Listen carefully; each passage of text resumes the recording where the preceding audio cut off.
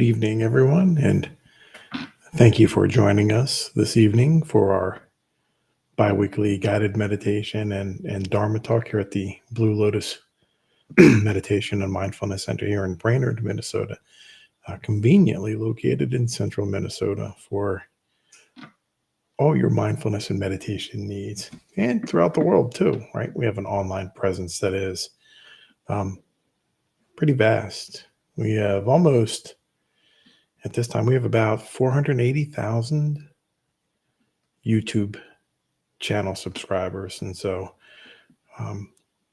we feel that we are doing some really good work in sharing the Buddha's Dharma. So we once again want to thank you for joining us tonight while we talk about why you're feeling empty, right? And how the Dharma, or how Buddha, teaches us how we can heal ourselves from that emptiness. And we'll talk about the different types of empty that we kind of use in a everyday type of vernacular or meaning, or the other one that we're going to focus on, the emptiness of what Buddhism means, right? What does that mean? Because it's a different definition. One's more positive, and the other one is more negative and more harmful to the being, to the person's body, and to their mental state as well. So again, thank you for joining us tonight. Today is October 27th. It is now 6:02 p.m. here in the Central Time Zone. And so thank you for joining us. Just a brief announcement, as we mentioned with our YouTube channel and our almost 500,000, 480,000 subscribers. We do invite you to join our channel memberships. It's a good way to just earn merit and know that your donation is helping others as we help share the Dharma, throughout communities that we engage with and with yourself as well. And there's some behind the scenes and early previews of our videos and goings on and so forth. And so we update those, several times a month. You'll get some cool videos that are before everybody else and some behind the scenes work as well. And just do want to just also mention our two new books out, the 30-day Dhammapada-centered gratitude journal and our 30-day Dhammapada. I said that incorrectly. The 30-day Dharma-centered gratitude journal and our 30-day Dhammapada study guide. And what I would like to take an opportunity for our viewers now, if you notice behind me, right, you see these two peacocks, right? So type into the chat and I'll take a look at it in a little bit at the end. But the first person who can identify your state, what do the peacocks mean in Buddhism, right? We have a little challenge, a little fun little trivia as we go through tonight's Dharma talk. So the first one who can answer that, I'll be more than happy to send one of your choice, right? Either the gratitude journal or the study guide, whichever one you like. Be more than happy to, and we'll take care of the shipping as well. Okay. Even if you're in Antarctica. If you're in Antarctica, probably take about 6 months for it to get there. Excuse me. But nonetheless, it'll be on its way. So let's begin with our 3 jewels this evening. I take refuge in the Buddha. I take refuge in the Dharma.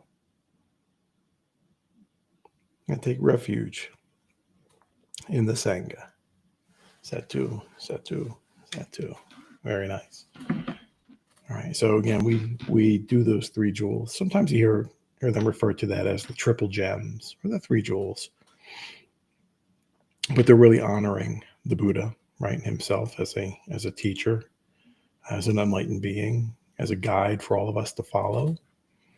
The Dharma, his teachings, right, and the Sangha, the community. And again, the Sangha back, the original intent and the meaning, and it still holds true to a significant degree today, that the community of monastics, but we can also include it, all of our practitioner friends, including you.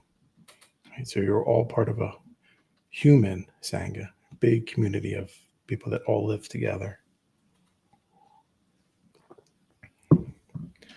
But tonight, right, tonight's topic, why you feel empty and how the Buddha teaches us to heal.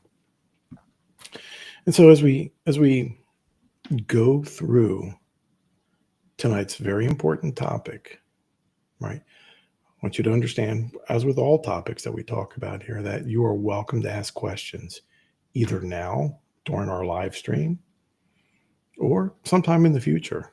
I get notifications, whenever there's a new comment. And so even if you're looking at this 20 years from now, I'll be more than happy to, or 20 years from now, maybe one of my representatives, right? Who knows, right? Will answer your question.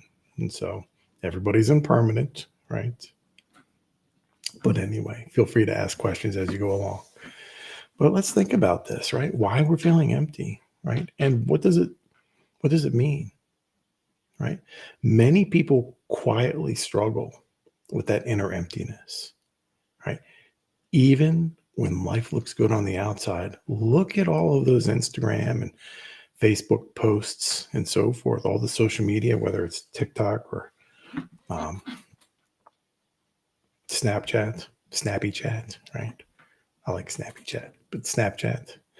A lot of people look happy, right? They put on their smiley face and so forth, right? And everything looks good on the outside, right? It looks like they may have, a warm family, a good career. They may, present themselves very well, but inside they could be struggling with a lot of that emptiness, right? Hollowness that they may feel. And we may have relationships and jobs and achievements, right? You, right? And others, and yet still feel like something is missing. Have you ever felt like that? Right? Think about, even now or even a long time ago. Think about when you got that job promotion or the job that you were looking for. Or maybe, there was a person that you wanted to date, right? And you finally got that date with that person or that achievement that you worked so long and hard for, right? And yet, even after some time, something still feels missing, right? It happens. And I will tell you, it's not a secret, I suppose, but it's my past endeavors. I was a university professor, right? And so I was on that track thinking that, as soon as I get my master's, I'll be happy. Oh, as soon as I get my PhD, I'll be really happy. Be the cat's meow or the bee's knees, right?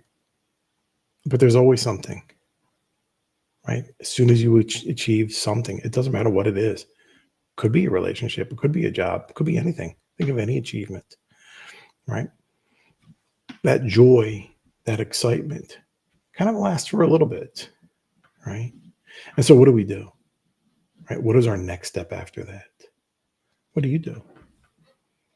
Well, for me, what I would do is I'd try to find something else to work towards, right? And that's often what others do as well, right? Often we try to fill that space with some type of activity, right? Right? Could be any kind of activity. It could be a sport activity. Maybe you like to go jogging, weightlifting, riding horses, whatever it is, right? It could be entertainment. Maybe binge watch television or play video games, whatever it is, right? Try to filling up that space of something that we feel inside. Or perhaps it's relationships. Think about that. There are often people who jump from one relationship to another because they find it difficult to have that space with just themselves or that quietness with just themselves, right? Or possessions, right? Buying more things. Sometimes I like to collect a few things here and there. I like some of those vintage toys from back in my youth, right? But sometimes even possessions of cars or baseball cards or vintage toys to some degrees or video games. They can, um, we people use those to try to fill that void. And believe it or not, even spiritual searching, right? Even spiritual searching, we use that or that time to try to better ourselves, right? But maybe we take different paths, and maybe some of those paths are very difficult, um, in that they don't provide that lasting fulfillment, right? And then often that malaise or that emptiness, right? That feeling returns, um, that emptiness, that loneliness, that void that one may feel, right? And this is because we're searching on the outside, right? Because it isn't caused by what's outside. That emptiness is caused by something that's inside. And the Buddha calls this condition dukkha, right? Dukkha, right? That's the unsatisfactoriness of clinging to what truly can't satisfy. So think about that. You could have the most delicious meal while you're sitting there. Maybe you got a really good holiday, right? Diwali was just ended, and a lot of delicious food, right? Here in the United States and Canada as well, right? Thanksgiving. So a lot of food is going to be coming up, all that delicious food, but it's impermanent. And we've talked about impermanence a lot, right? In Buddhism and certainly here as well, right? Because we cling to those attachments of delicious food, right? Or delicious times with others. And we certainly enjoy them, and we should, right? We absolutely need to enjoy the time that we spend with family and friends while we eat and enjoy ourselves, right? But realizing that that time passes, and oftentimes that is what holds us back, um, from true happiness. And think about when somebody even may say, "Back in my day," right? Like it's old boomers, right? Back in my day, the old times, right? Trying to go back to the past, right? That causes suffering because we can't go back to the past. Times change. They're gone. They're over with. And have you ever visited? Maybe you moved from your house one time, right? And maybe you have a favorite house. Maybe you moved several times and you go back and you visit it. It's not quite the same, right? Different families there, right? Um, Maybe your neighbors are no longer there. And so that could be very disheartening. I felt it going back to visit my old house where I used to live and growing up and so forth. And new families live there, making their own memories, which is, I am happy for them. It was a good house. So I'm happy for them because they have that. But we can't go back to the past. So today's reflection, today's Dharma talk explores why this emptiness arises, how it manifests, and how the Buddha teaches us to heal, right? And not by filling that void, right? But by transforming our relationship with it. You're not going to be able to fill it, right? It's a void. It's emptiness in that sense. But we have to understand the understanding, right? Or the nature of emptiness. And there's two kinds of emptiness, right? And the first one, that when most people think about it, and the psychological um, consideration or definition of emptiness, right? It's that loneliness, that disconnection, or the meaninglessness. That's very sad, right? Being disconnected or lonely, right? Think about that, right? That's the psychological definition. That's not the one that we use. So that's good. We're going to use the Buddhist definition, right? The Buddhist definition of emptiness is freedom and interdependence, right? And we confuse emotional emptiness with spiritual emptiness, right? But the Buddha teaches, his teachings point to liberation, right? Not lack. Because when we understand that emptiness in the Buddhist sense is freedom, freedom of that clinging, freedom from attachment, freedom of illusion or disillusionment, understanding that I can't go back to my old house. You can't go back to yet last year's festivals, all those joyous times. Those times are gone, right? So we have to learn how to cherish those memories to our sense, but we cannot go back there. And when these changes, right, or with these changes, right, we feel hollow sometimes, right? And that's that craving, right? That endless thirst for fulfillment in impermanent things. Buying a new car. Yeah, everybody loves that new car smell, right? I don't think I've ever had a new car. I think all of mine have been used at one point. But my parents had a new car, and I remember that new car smell, and other people's have had it as well. But I think they even make an air freshener with that new car smell. But with time, it fades, right? The newness fades, right? Even the date, right? The date with that beautiful person that we couldn't wait to go on, right? Sometimes that joyousness that we feel, it fades, right? And so, like drinking salt water, right? The more we drink, the thirstier we become, and the more toxic it becomes. So the more we drink that salt water, think about those people on a life raft, right? Sometimes they just get so desperate. And if they drink salt water does not quench your thirst, right? Does not quench your thirst. And certainly drinking a lot of it becomes toxic, hurts your kidneys, hurts your body, and so forth. Eventually die of dehydration. But that's the same thing with consumerism, right? That wanting, always achieving, always having to do something, right? Now, we should always try to work ourselves, right, for the betterment of ourselves. And that's where we take the steps in the Dharma, right? And this is where we're going to, or how we're going to improve ourselves, our own well being, understanding that worldly possessions, worldly concepts, worldly achievements, right? That's all dukkha, right? It's going to make us suffer or perpetuate suffering that we experience all the time. And so, but what are the roots of our emptiness? So think about that. What is that? Where does that emptiness come from? Remember the three poisons, right? The Buddha's identified those three root causes, the three poisons, and we've talked about them, from time to time here and there. Greed, right? Greed is one of the roots of our emptiness. Believing that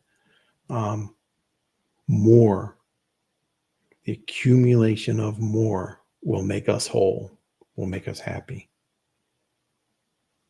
Now, hatred, right? That's the second one of the roots of our emptiness, second quality of that dissatisfaction, right? Resentment and rejection of pain or self, right? We can even hate somebody else. That makes us feel empty on the inside as well. And delusion, right? And this is the delusion of belief in a separate or permanent me, right? That needs to be completed. Think about that. Sometimes we hear those romantic sayings, oh, you complete me, right? Or you are broken and you healed me, right? Even the Buddha teaches us that we can only heal ourselves, right? No one else can do that. But generally, right? It's the belief in that separate or that permanent me that needs to be completed, right? So those are the three roots of our emptiness: greed, hatred, and delusion. So when trapped in these three poisons, we lose touch, right, with our natural wholeness, right? The awareness itself, right? Being already enough. So how does the Buddha teach us to heal? And this is important because we have to remember that the Dharma is medicine. And typically when we think of medicine, right, you may think of an aspirin or blood pressure medicine, go figure, right? Things along those lines, right? That help us. Cough drops, right? Tiger balm, whatever it is, right? We think of medicine as curing an ailment, right? And those are physical, and they certainly do work, right? Absolutely. We have to take care of our bodies as well. But the Dharma is medicine for our mind, right? And oftentimes, our body follows the mind, and our mind follows the body. And so, healing one of those, our mind in this sense, we can heal our body in that sense, right? So, the Buddha's medicine, the Noble Eightfold Path, right? And the first one that we can really consider is right view, right? Right view, seeing clearly. And that's just noting that the external, right, what takes place on the outside cannot bring lasting fulfillment, right? Nothing external from the outside is going to bring you long-term happiness or that fulfillment. And so understanding impermanence, right, or unsatisfactoriness and the non-self, right? That's part of right view. When we understand impermanence, right, dukkha, right, unsatisfactoriness or that suffering, and the non-self, which is a little bit different than the self, right? It's the non-self. In understanding, and this is important, emptiness isn't a flaw. It's not something to try to fill, right? Emptiness isn't a flaw. So what is it then? It's a space and possibility. So think about that, right? Because we're not filled up. Think about this cup right here. I have it, well, not anymore, but it's filled with water, right? If you are filled with delusion, unsatisfactoriness, greed, hatred, jealousy, anger, whatever it is, how are you going to fill it with joy?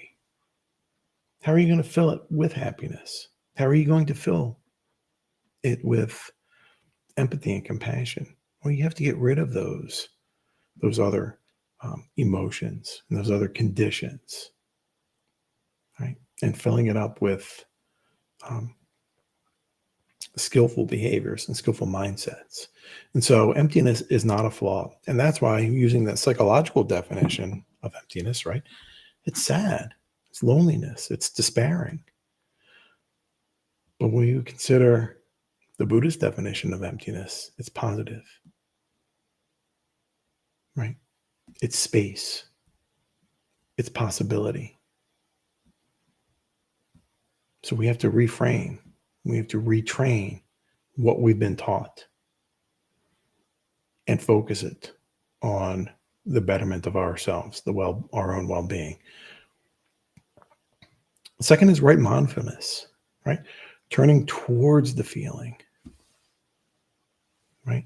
Instead of distracting ourselves, video games, television, maybe even too much exercise, right? Food, overeating, unhealthy behaviors, unskillful behaviors, right? We turn towards the feeling of emptiness. How many people go to the bathroom, right, to the restroom with their phones or with their devices, right? How many times do you sit at the table, lunch table, dinner table, breakfast table, with your phone, with your device, television on, right? People don't want to be discomforting or uncomfortable, so they try to fill that void with something. Relationships sometimes too, right? Remember we talked about that? Filling up the sadness or that loneliness with someone else, but people on the outside, right? Right? Remember, external cannot heal the internal. We have to do that ourselves. So in order to do so, we have to turn towards the feeling of emptiness, observing the body, the breath, and the story, right? The feelings come, feelings go. They're not who we are. Again, this cup, I can drink all of this water, and then I can fill it up with tea, or I could fill it up with coffee, or I could fill it up with juice. And this cup would not change from coffee to juice to tea or whatever. Right? It would still be the cup, but we have to fill it up with something with wholesome. And understanding that we are not our feelings, we are not our emotions, we are not our thoughts. Right? We're well beyond that. A lot of times when I meet with people and I'm glad that they practice mindful breathing, right, and mindfulness practices and so forth. But in doing so, we have to understand that it's not a way to just totally dismiss those feelings and get rid of them, right, or hide them. The mindfulness, the breathing, and the awareness teaches us about ourselves, about those emotions. So when the hard emotions arise, we don't try to steer ourselves towards distractions. Right? We know how to, and we skillfully focus inward towards ourselves. And so then that awareness of that discomfort that we may be feeling, that becomes the refuge, ourselves.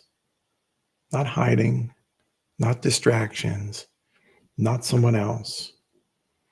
Right? We have to learn how to bring that awareness or focus that awareness inside, right? And not seek that exterior, right? In the worldly views. Excuse me. So we also have right effort, right? Cultivating those wholesome qualities, right? And understanding that healing is gentle. It's not striving, right? It's not go out and get some healing, right? It's a gentle process, right? Look at those big oak trees. Pick any big tree, right? It took them a long time to become beautiful, right? Or to be that big and majestic. But even that little tiny seed, right? Right, contained everything that we see in that tree. And it grows gently. A little bit of sunshine, a little bit of water, a little bit of soil, right? Think about water in that little tree, that little sapling. They're cute too. They're pretty too when they're little saplings. But if you drowned it with water, plants need water, right? But if you give it too much, it's going to die. If you give it too little, it's going to die. Same thing with sunshine. If you give it too much sunshine, it'll wither away. If it's cloudy all the time, no sunshine, it'll wither away as well. So healing is gentle. It's not striving. And so we replace that craving, that activity to fill up that emptiness, right? We fill that, or we replace that craving with generosity. And we transform our resentment with loving kindness towards ourselves. And confusion, right, eventually becomes wisdom. Right? So we replace that craving, right, with generosity, greed, right? Instead of being greedy, right? That's a craving. I want to possess everything. I want to hold everything, right? We share. Sharing is caring. Probably heard that before in kindergarten, and that's the truth, right? Resentment. Oh, he got something that I didn't, right? That happens a lot in our society. Well, they got something. Why can't I? We transform that to loving kindness. I'm very happy that you got something because I promise you, there have been times in your life where you got something somebody else didn't. And then they were all filled with suffering inside themselves. So we have to transform that resentment into loving kindness, right? And when we skillfully act upon those, with generosity and loving kindness, that confusion transforms into wisdom. We're aware that, you know what? I'm happy for them. I wasn't so fortunate in this sense, in this particular time, perhaps, right? But I'll get mine. Something good will happen because it does. And right concentration, right? Finding that wholeness in stillness, right? Meditation calms that restlessness that's, searching in our active minds, right? It balances us. It allows us to nurture the awareness that, okay, I'm feeling some discomfort. Let me meditate on this. Let me sit with it. Let me face that emotion instead of pushing it away, right? And then the balance comes through, right? Because it's in stillness that we discover peace, right? That isn't dependent on anything else. Remember that stillness, that happiness, the healing, we can only do that ourselves. No one can take away our pain and suffering. Only we can, right? Certainly, somebody can help ease our pain in that sense, right? Comfort us, make us feel better. But do they? So think about that. But do they really? Or are we just allowing ourselves to feel better? So think about that. Can somebody else make us really feel better? Or are we just allowing ourselves to feel better? Everything happens up here. Right?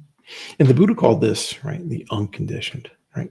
Joy beyond having and losing. Right? It's the unconditioned. Again, it's the joy of beyond having and losing, right? No possessions in that sense. Right? So meditation will help us achieve that balance, that true joy, right? The unconditioned in that sense.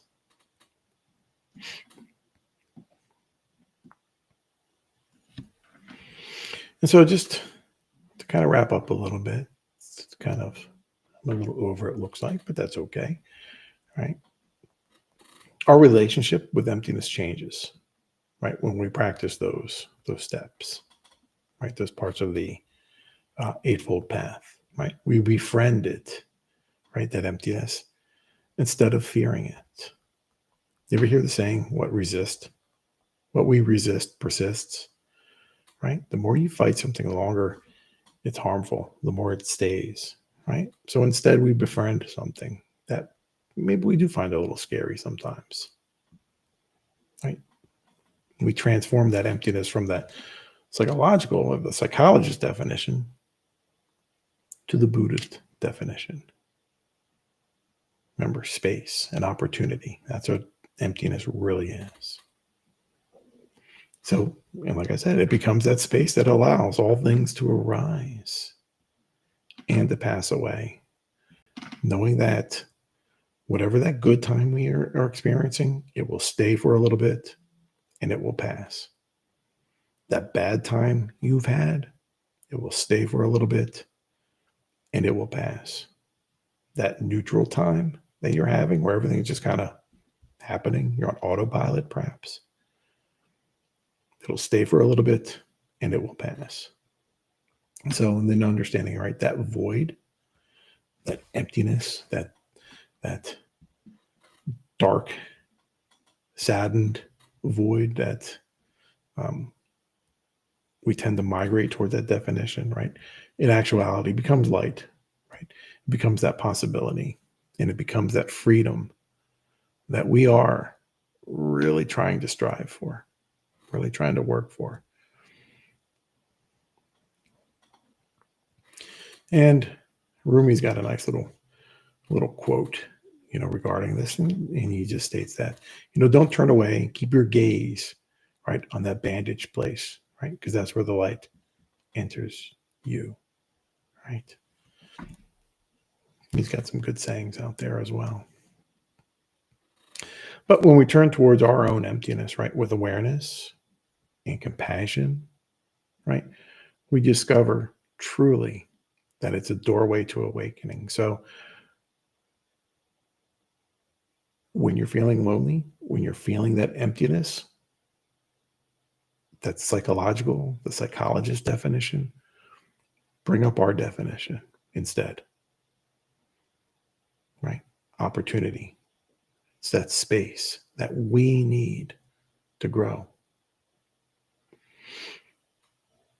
Because when we change that definition, that understanding, right, that is what allows us to unfold, allows us to awaken, allows us to remove the disillusionment that society often, presents to us, especially in the format of consumerism, right? The more you have, the happier you will be. The more relationships you have, right? The happier you will be. The more achievements you have, the happier you will be. So we got to turn away from that, right?